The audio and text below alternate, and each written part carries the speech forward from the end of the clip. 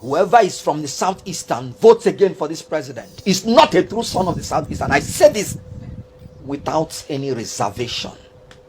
Why do I say this? Already the southeast people are feeling marginalized because they have only 5 states.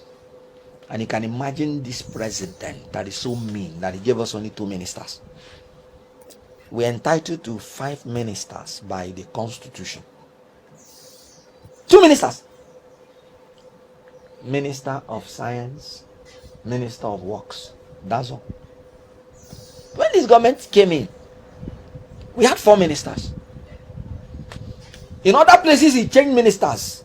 He replaced it with ministers. He changed 2 of our ministers and did not give us ministers again. We had the Minister of Women Affairs in Anambra State. Tinubu took it and did not replace it with another minister. Don't tell me Minister of State. I've told you, Minister of State is an assistant to the Minister of Foreign Affairs. Is one Yusuf. Is Honorable Yusuf Tuga. That's the Minister of Foreign Affairs. So Anambra State now has no substantive minister. We took our Minister of Industry and Trade from Abia. Is it Abia or Imo? Did not replace it. Don't give me that thing about Minister of State, because the Minister of Finance today is Wole Edu. So when the opportunity came for the Abia Minister of State to be promoted to substantive Minister of Labor, because the substantive minister went back to the Senate, rejecting to be a minister, preferred to be a senator. He knows why. No, he did not even allow the Honorable Nkechi to become a Nkiru, Honorable Nkiru, to become a full-fledged minister. Why? Because of hatred for Ndigo. Absolute. When he was campaigning, when he was doing his primary, he did not go to Southeast. He rather, when he finishes other zones he thought was important, now came to Abuja and say they should all come and see him. When he was campaigning, he said the Southeast will have soaked slice of bread. That's what they will get from him. Not slice of bread, though. No. The one that is so light, you will see it except it is soaked. To tell you the level of marginalization. After the election, he said, these people came to Lagos when they were 12 years and they didn't support us. So he had the mind to emasculate and finish the Southeast. And on top of it, he went for a Muslim ticket. Southeast, they are 99.9% Christians. So whoever is choosing a Muslim ticket do not have any intention to have them in the presidency for any reason. And that is why I'm saying, anybody from the Southeast that is supporting Tinubu, you are an enemy. You're not a Southeast indigenous. No, politics is about whoever is trying to finish your people and you're supporting the person, you are complicit. You're complicit. So, ethnically, religiously, Tinubu has excluded us from the scheme of things. And then you're telling me from the Southeast. Now, the Muslim ticket, look at how it's affecting Nigeria. Even the Muslim clerics from the north have come out to say we were duped and that they will never support same-faith ticket again. Look at how it's affecting the image of Nigeria, both abroad and in Nigeria. The Christian nations are now saying it, that the Christians are persecuted. The Christians are being slaughtered. And let me tell you, they might not tell you that openly, but it's because of the Muslim ticket.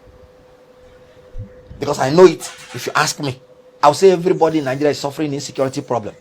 But when they see that Christians are more than 50% of the population, and you're doing Muslim ticket, you will see Christian people saying, no, this people must have been traumatized. And all that. That's why people like Atiku Abubakar.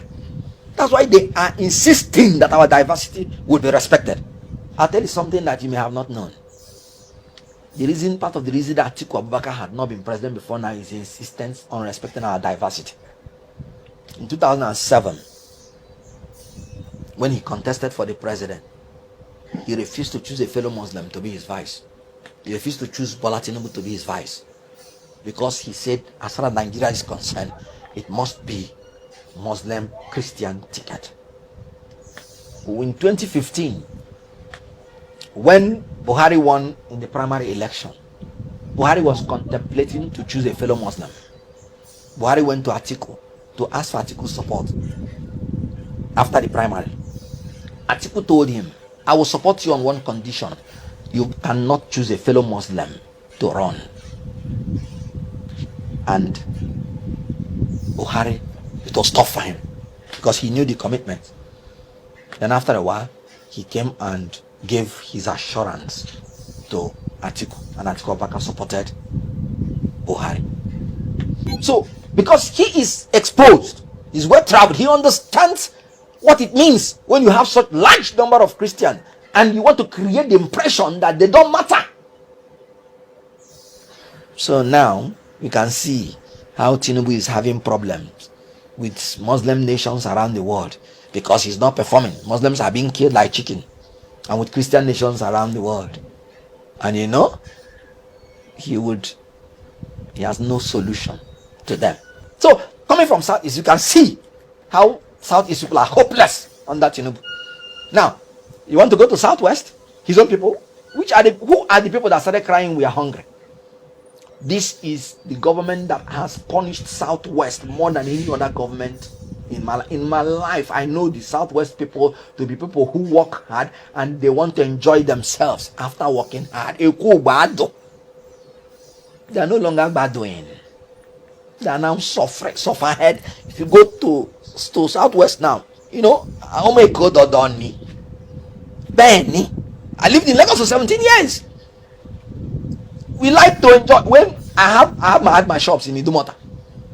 So when we walk in the evening, you come and see enjoyment. It is no longer there. What you are seeing is begging. This government has reduced Yoruba people to beggars. I know what I'm talking about. Yoruba people that like to work hard, brilliant guys. I was taught by some very brilliant professors of Yoruba origin when I was reading my law. I so much like these people. Now Tinubu has reduced them to beggars. No more Eku Bandu. It's Eku suffering.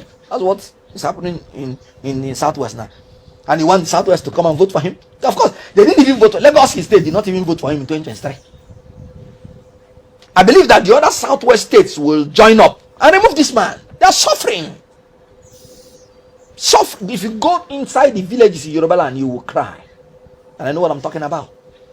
Let them prove me wrong. Are you talking about the North Central? No. Let's finish the South. Are you talking about South?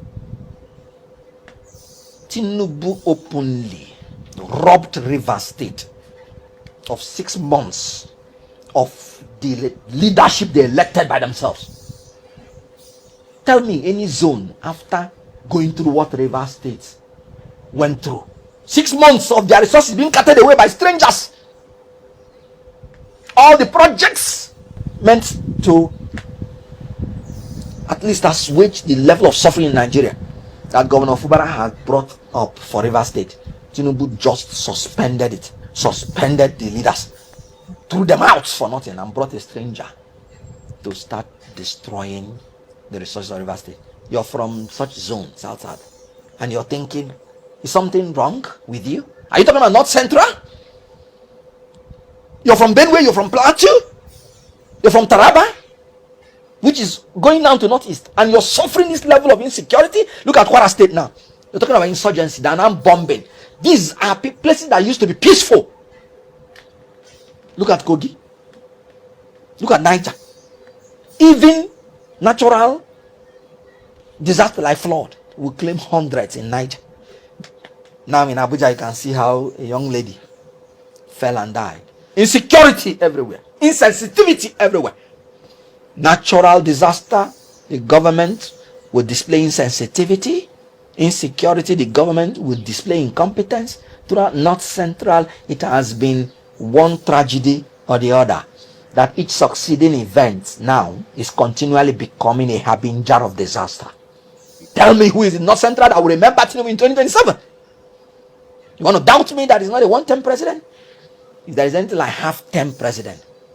Some APC members vowed with their blood. Some of them have even died. And even in their dying wish, they were saying Tinubu is a one-term president. And I'm talking about people like Jesus or Nopasa. He came out. Even when he was dying, he was saying Tinubu will be a one-term president. I'm sure in the spirit world now, as a spirit, I'm sure he's fighting to make sure that Tinubu is a one-term president. APC member. Look at what's happening. You want to talk about Northwest? I told you about Zamfara and Katsina. People massacred during the time of worship. Killed. Muslims, so. And this is the man who used Muslim ticket to beguile them. Most of the votes that he got, that he's purporting that he won the election, came from Northwest. Look at what they are going through now. Is it the Northwest that will come to support him? I don't talk about Northeast. The governor of Borno has cried and cried, screamed, please don't take the resources they are using to fight insurgents.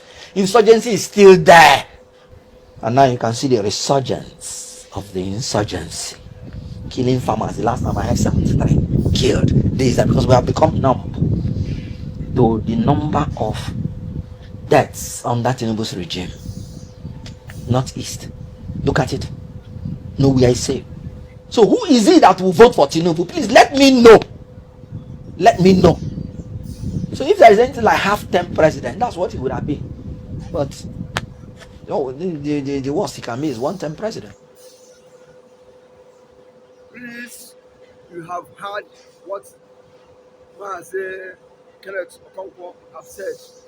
Subscribe to the channel and watch more. Odenigbo One TV. God bless you as you do so. Thank you.